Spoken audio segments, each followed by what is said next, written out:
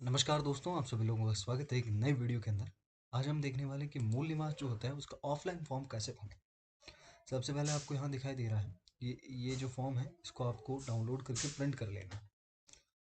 उसके बाद में सबसे ऊपर देखिए आप आवेदक का आधार नंबर, जिसका भी आप मूल निवास बना रहे हैं उसका आधार नंबर आपको यहाँ पर फिल कर देना। उसके बाद आवेदक परिवार के मुखिया मतलब जन आधार का जो नंबर है वो आपको यहाँ पर फिल कर देना है।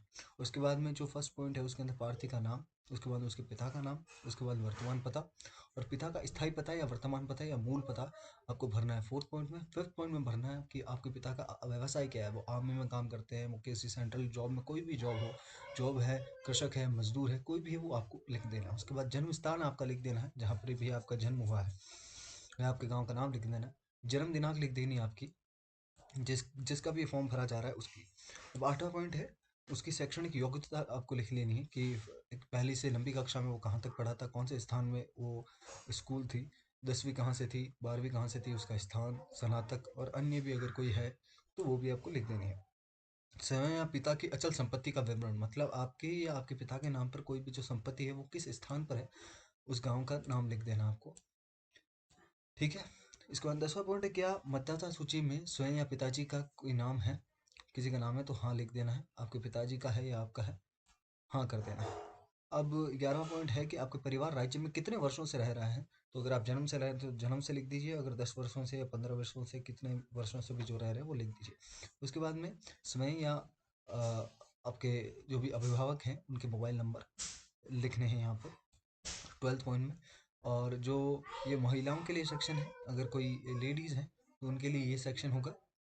और अगर आप किसी बच्चे का या किसी और का भर रहे हैं तो ये आपको नहीं भरना है, नीचे आपको अपना सिग्नेचर कर देना है और अपना जो दिनांक लिख देना है एंड स्थान लिख देना है। उसके बाद में सेकंड पेज है, उत्तरदायी व्यक्तियों के नाम लिखने हैं। यहाँ पर जो है देखिए, मैं डैश पुत्र से पुत्री, ये जो ऊपर जो फर्स्ट कॉलम में फर्स्ट जो डैश है वहाँ पर उस बंदे का नाम लिखा जाएगा जिस बंदे का मतलब गवाह दे रहा है, कोई भी हो सकता है लेकिन वो होना चाहिए गजेटेड ऑफिस, गजेटेड होना चाहिए, नॉन गजेटेड नहीं होना चाहिए, गजेटेड होना चाहिए। उसके बाद नीचे यहाँ पर जो सेकंड है कि पार्थी श्री, जो भी जिसका भी नाम है, जिसका फॉर्म भरा जा रहा है उसके नीचे 2 लाइनों में उनका भरना है और ऊपर की 2 लाइनों में वो अपने आप भर देंगे, नहीं तो आप उनका नाम या पिताजी का नाम या उनका स्थान जो भी वो है उनका आप भर दीजिए, वरना खुद भर देंगे, नीचे सील और साइन हो जाएगी दोनों में। ठीक है।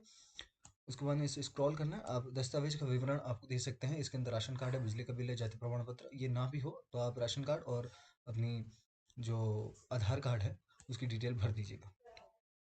उसके बाद में लास्ट ऑप्शन में आप देखेंगे, अगर आप बालिग हैं मतलब 18 साल से ऊपर हैं तो आपको इसमें आपका नाम, आपके पिताजी का नाम, आपका गांव का नाम और ये जो है कि ये फर्स्ट पॉइंट है, ये है कि मैं डैश का मूल निवासी, मतलब राजस्थान या जहाँ के भी मूल निवासी हो वो लिख देना है। आपको गांव का नाम लिख के आपको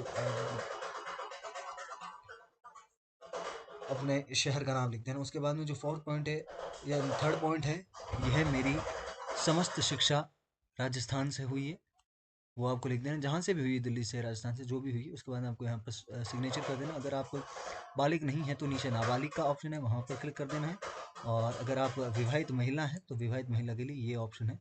और ये सब भरने के बाद कुछ नहीं करना आपको, इसको अपने 2-3 डॉक्यूमेंट है, जैसे आपके पिताजी की कोई भी 10 साल पुरानी कोई भी एक डॉक्यूमेंट हो, जैसे वोटर आईडी, आपका आधार कार्ड, आपके पिताजी का आधार कार्ड, आपको पिछला मूल निवास और जन आधार और राशन कार्ड, ये सब अटैच करके आपको ऑनलाइन अपलोड कर देना है।